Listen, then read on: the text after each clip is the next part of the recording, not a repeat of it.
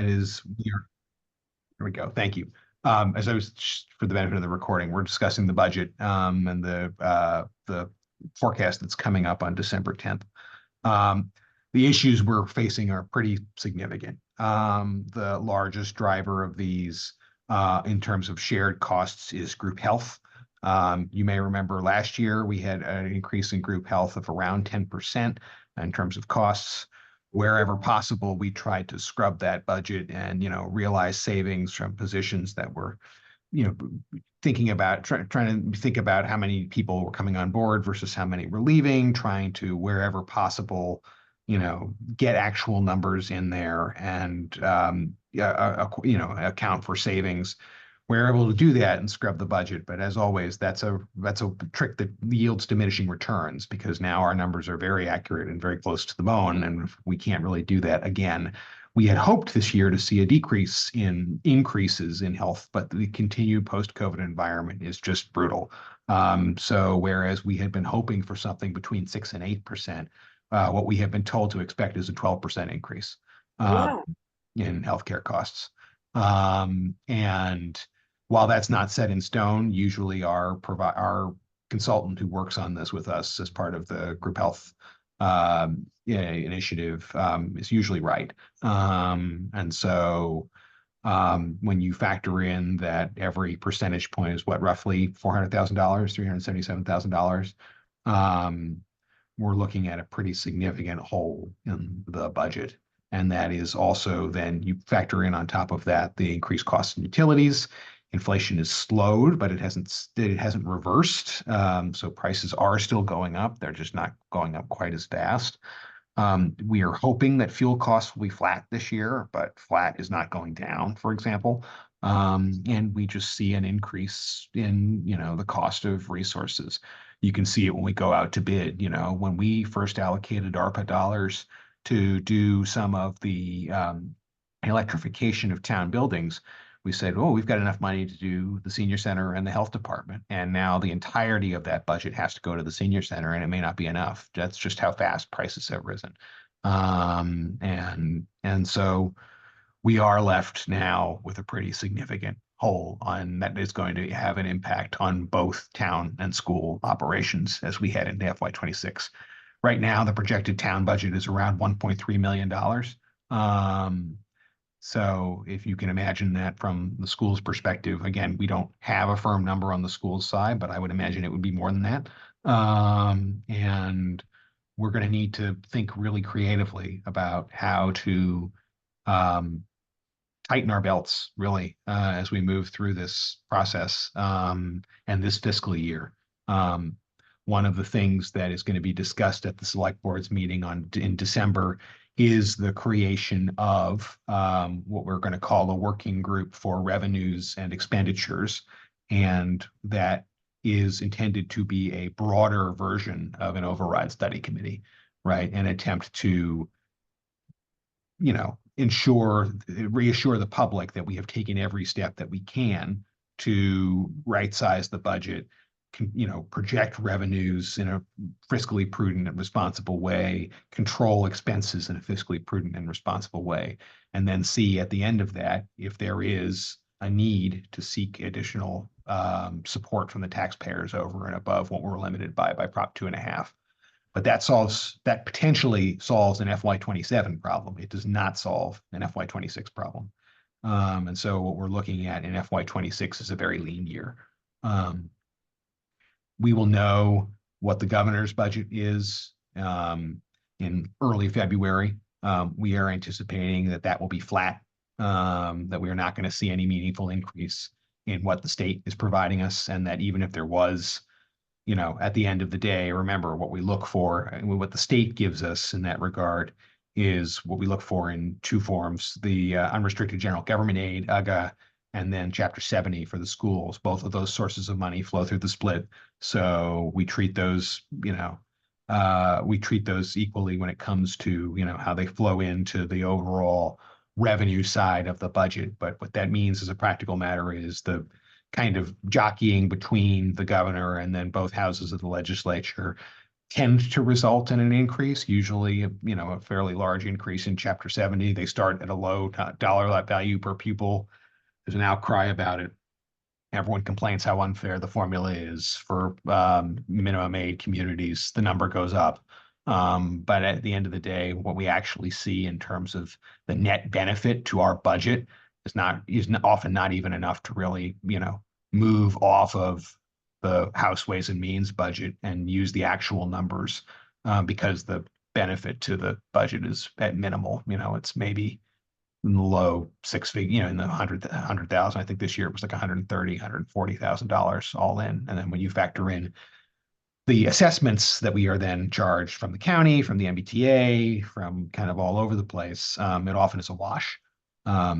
So I think Melissa put it well. We are running out of rabbits to pull out of hats. We have done our best.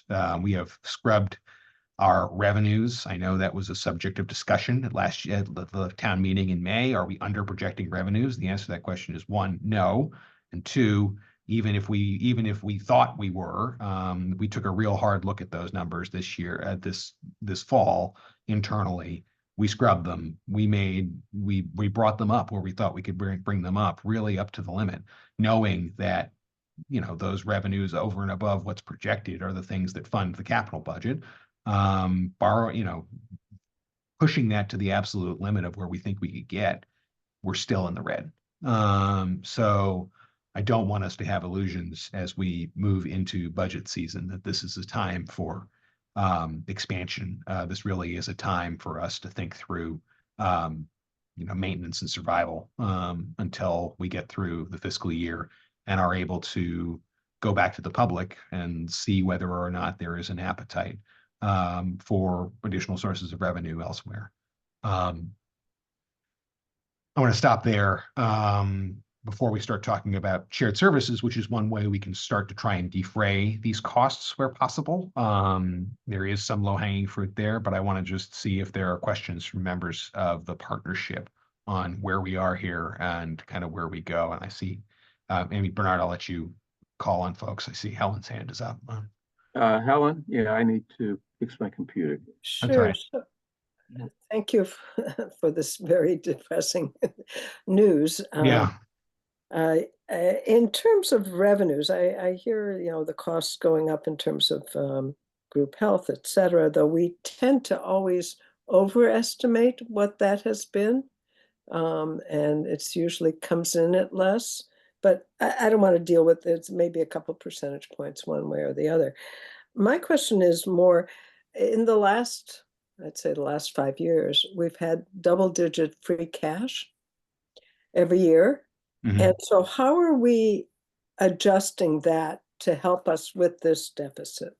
That's a great question. And I'll let Melissa and Charlie follow on to this, but the kind of top line answer to that is those numbers have really been aberrations, right? We've had 2 years of every year prior to that, we've been in the band for what the state recommends we be at for free cash, which is between 3 and 5% of total revenues. The last 2 years have been funky. And the reasons for that are we've gotten more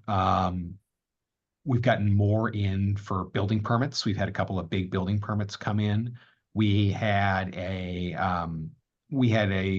release from the overlay account, the assessor's overlay account, because a big fight with the utility companies was finally settled in our favor. They agreed to the valuation there, and the money we were saving in escrow for that in the event that we lost that fight was able to be released.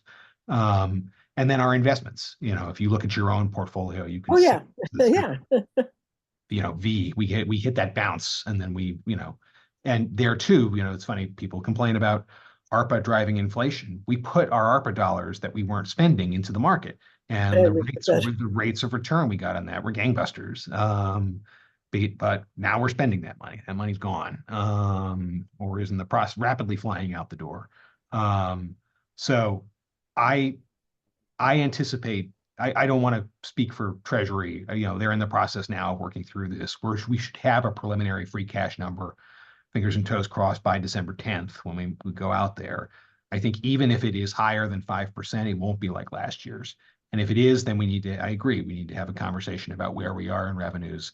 But we're already having that conversation. We're already bumping revenues for the coming fiscal year. We're bumping it where we can. For example, hotel, motor vehicle excise.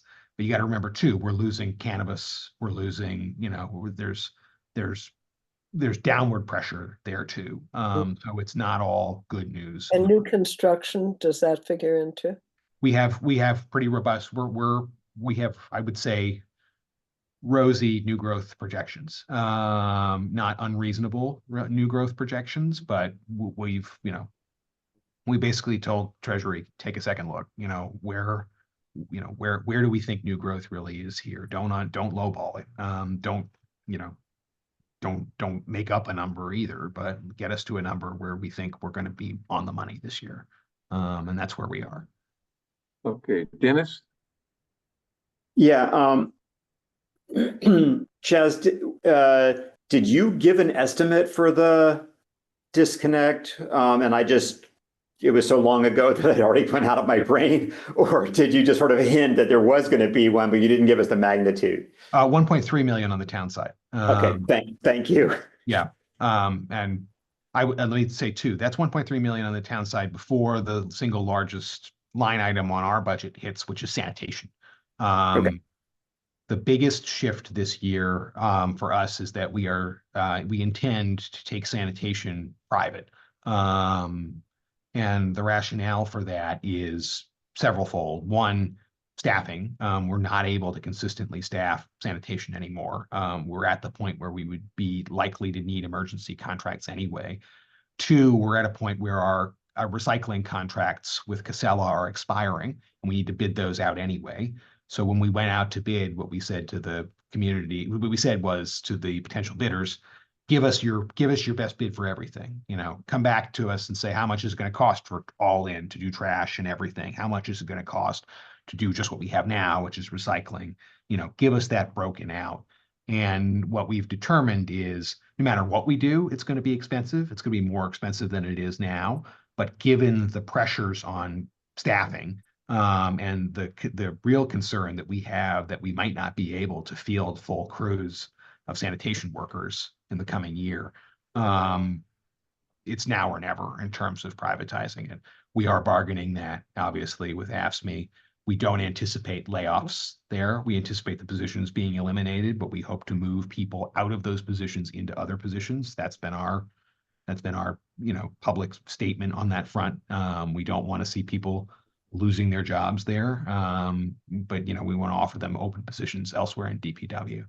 But when you factor that in, that's going to be a pretty significant bump. Even though we are taking at this point nine full-time employees off the books, we're still increasing costs overall because of the cost of the contract. And I would say that even if we were keeping those 9 FTEs on the books and keeping on doing what we were doing now, it would still cost us more money. So the ultimate deficit number is going to be higher than 1.3. Okay, thank you. I do then want to flag on sanitation that because of those costs, those increased costs, and because of where we are on this, we are going to propose on the town side something that we did the last time this issue came around, which is given that the entirety of the revenue that we would realize from this would go back into providing the service, we are going to recommend that any increase in fees be reallocated to the program rather than going through the split. That was something that happened last time we raised sanitation fees. We did that to balance the budget to account for the increased costs and services, as well as the other unforeseen expenses in the FY24 budget. That was the budget that was unbalanced by the JLMC decision for the police department. But this time around, it really is entirely about sanitation services. We do anticipate there needs to be a raise in the rates. They have not gone up in 2 years, so those numbers are likely to go up. I don't have a firm percentage of how much. I will say that percentage bases always look high, but then when you actually look at the cost per cart It's not an unreasonable cost. It's just that the way we do things, having it broken out as instead of as part of your taxes, can cause some concern among residents. So we don't want to create sticker shock there either. But we do want to just be mindful of the fact that the current sanitation costs on a yearly basis are not unreasonable, and a raise is not unreasonable.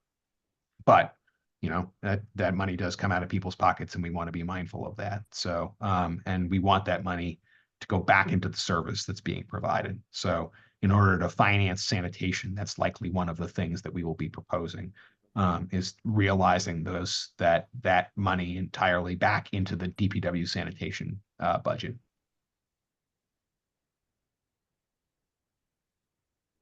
Any I other don't see any questions? hands up. Okay. Want to move on to shared services, or Sure. Did I Yeah, hear if that's someone- okay. did I hear someone speak up? Apparently not.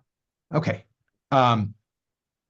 This brings me to shared services. I know we have had what I would say are hypothetical conversations over the past, basically since I've been here, September of 22, about how can we increase efficiency in our operations, whether that is through shared services, identifying room for efficiencies and so forth.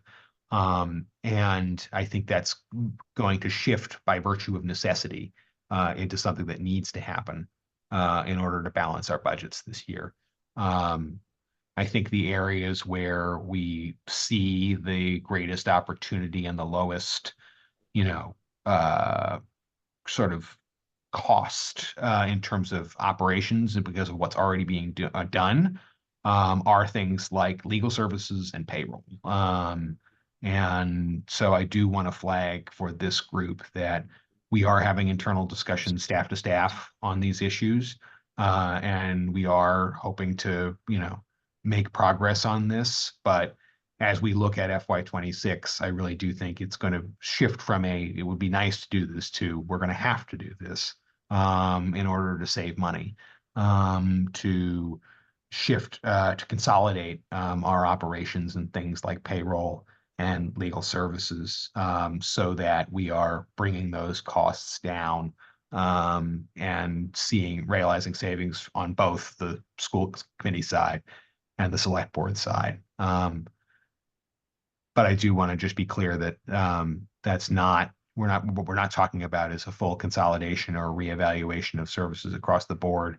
For one thing, we don't have time between now and when the budget needs to become operational in June. And two, I think there are just too many outstanding questions, but these are questions that need to be referred and talked to as part of this revenue and expenditures working group that's going to be set up. So the items that we've kind of talked about and gone back and forth over about the building department, plant management, the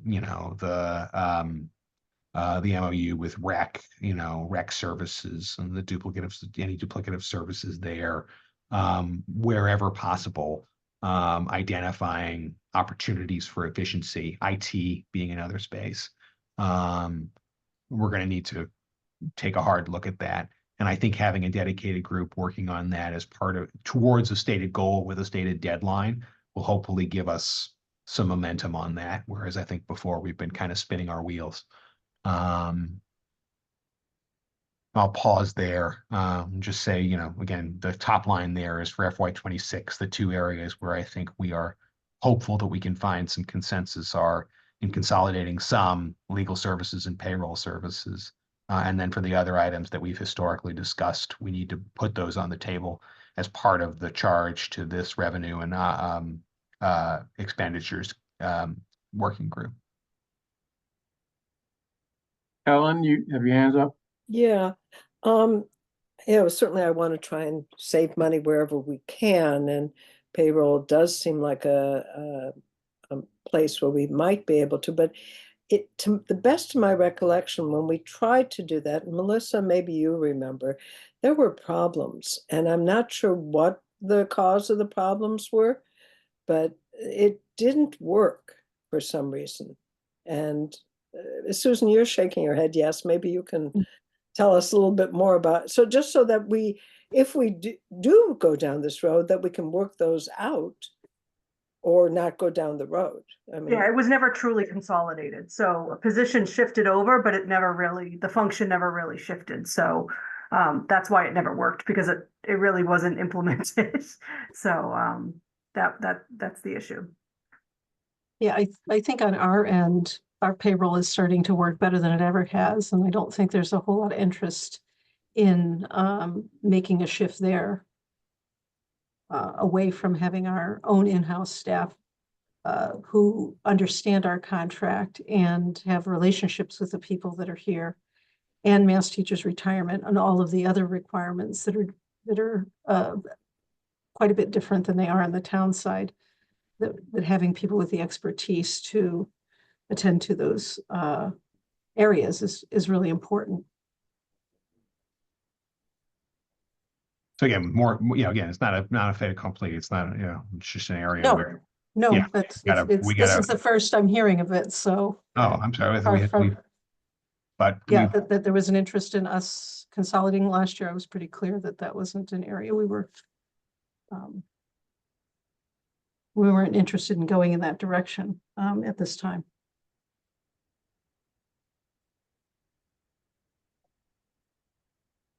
Okay, anyone else? I do see Carolyn's got her hand raised. Oh, Carolyn, I see you. Please use the hand raise. where is it? It I looked for it. Should be down at the bottom under react, I think. Ah, okay, got it. Because otherwise, I really don't see your hands being raised, unless you're is right on my screen. Carolyn? Oh, you weren't raising your hand? You were. She can't unmute. Oh. Charlie, can You you? can now unmute. All right. Okay, I have to sorry do it about one at a time. Try it now, Carolyn. Thank you. Thank you for all this, Chaz. Just going back to the working group that you're thinking about, are you conceiving that as staff, or would that be community members as well? I would say it's almost entirely community members in this tradition of prior override working groups. Okay. The last override working group, I think, worked very well together. We'll take that kind of as a base and talk through it with the select board and the advisory committee and make sure that everyone's in agreement on membership and roles and responsibilities. Don't want it to be too big. Don't want it to be too small. It's going to have a pretty firm deadline in terms of when its work needs to complete, which is by the end of next summer. So we just need to work backwards from there and make sure that all the relevant stakeholders are included. So last time it was on the staff end, it was really the select board office and the superintendent's office. We worked on, Yeah. and from there, community members were we weren't even the voting members, right? We were just staffing the committee. The working group, and the working group was working through the questions to try and figure out where we were. Thank you. I see Harry's hand is up. Oh, Harry? You have to Yes, raise your hand so that you're, okay, It is. It actually is. okay, sorry. That's okay. Chaz, on the sanitation, I know that, or I believe that some of the sanitation employees are used to shovel snow. If they stay employees, that's fine. Is any of the equipment that we use for picking up garbage used for snow removal? Some of it, yes. And we're still in the process of talking with DPW about how that's going to work in the long run. Are we selling that equipment? Are we maintaining it for for purposes of snow removal? But are we working with the contractor who will eventually be contracting on that? I can get you more details on the specifics of that. But yes, we are aware of the issues that come up with snow management, which is also why, the highway and sanitation division is what I would call a flexible division. The team is capable of performing many roles. They have to be capable of performing many roles. So the loss of the FTEs in the sanitation division should not impact snow removal services. That is a critical goal here. Okay, thank you. Okay, I don't see any other hands. And Susan Givens, to everyone, thank you for sharing. Oh. Susan Givens has left. Yep, thank you. Any other questions? So again, if if payroll is not an option, we just need to keep looking. We need to keep thinking through, and we will continue to discuss staff to staff. Again, I don't want it to be in a situation where we make a good situation bad, but I also want to be mindful of the fact that on both sides, we're not in a situation. We're not in the black here. We've got to find savings. Okay, with that those concluding remarks, unless someone has anything else, let's end the meeting. Thank you all. We will be back in touch after we're trying to schedule something after the forecast to follow up on the agenda items there, the working group, and talk through just our continued efforts as we get into budget season for FY26. Thank you. Thank you. Thank you, Good time. Chaz. Bye, everyone.